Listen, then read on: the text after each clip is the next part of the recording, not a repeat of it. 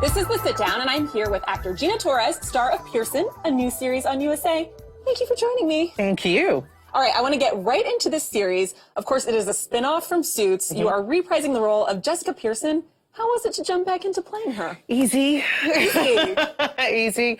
Once you put those high heels on, it's just that gets body right memory. Into Absolutely. Yes. Yeah. Well, it's funny that you mentioned that because in the past you said you didn't have any intention of, playing this character again, right? So what made you have second thoughts about reviving this role?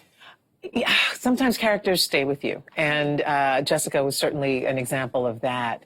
Such a strong woman, written so beautifully, fearless and unapologetic for her power and where she'd come to in the world.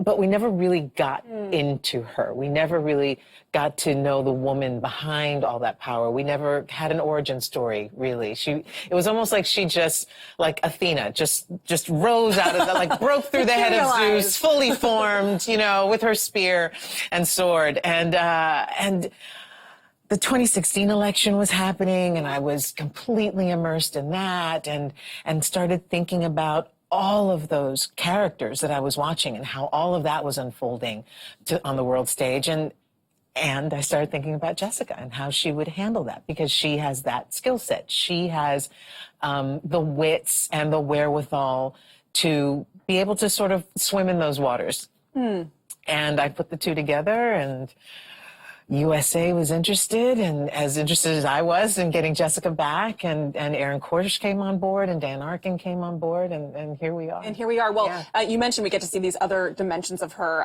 not just that really powerful side, but were there particular parts of the 2016 election where you were like, I'm going to take that piece, and that'll inform a part of her character, that piece, that'll inform another part? It wasn't even so much the election. I mean, yes and no. I mean, absolutely the characters in it. But the world right now is interesting and crazy. And, it's like you're seeing the best of people and the absolute worst of people. And it's just a time to have somebody come in and with fresh eyes and a fresh perspective on what's going on. And I thought that Jessica would be a perfect sort of conduit to all of that.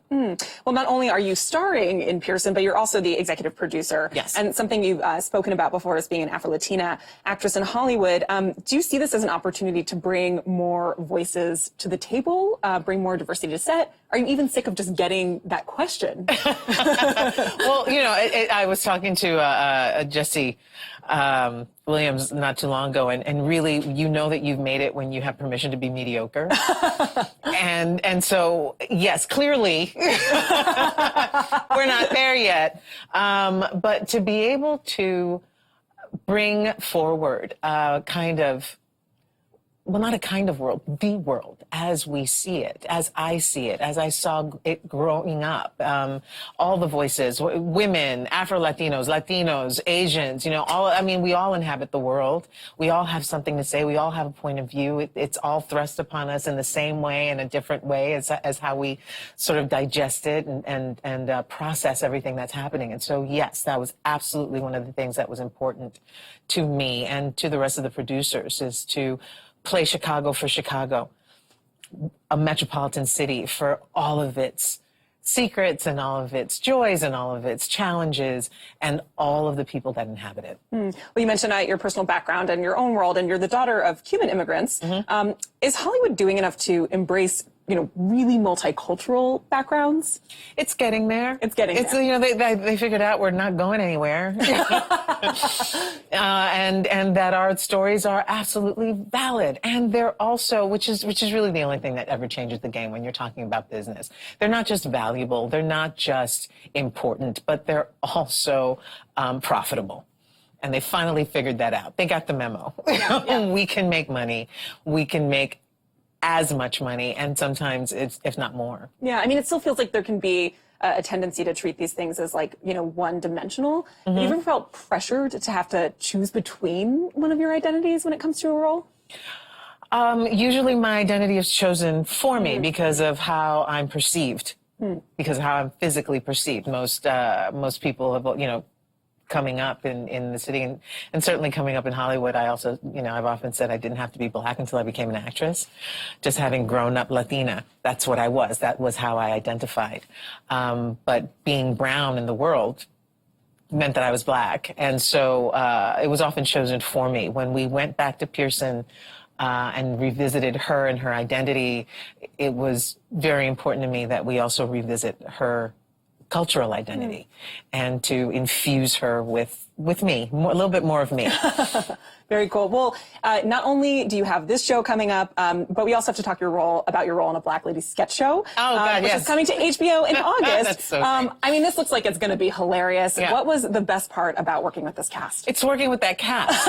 It's just working with that cast. Robin Thede is brilliant. I'm so excited that she's had this opportunity to just showcase it even more. She is surrounded by equally as talented women. They're funny. It was just trying to keep a straight face and to be asked to be a part of that show. I mean, I'm in amazing company.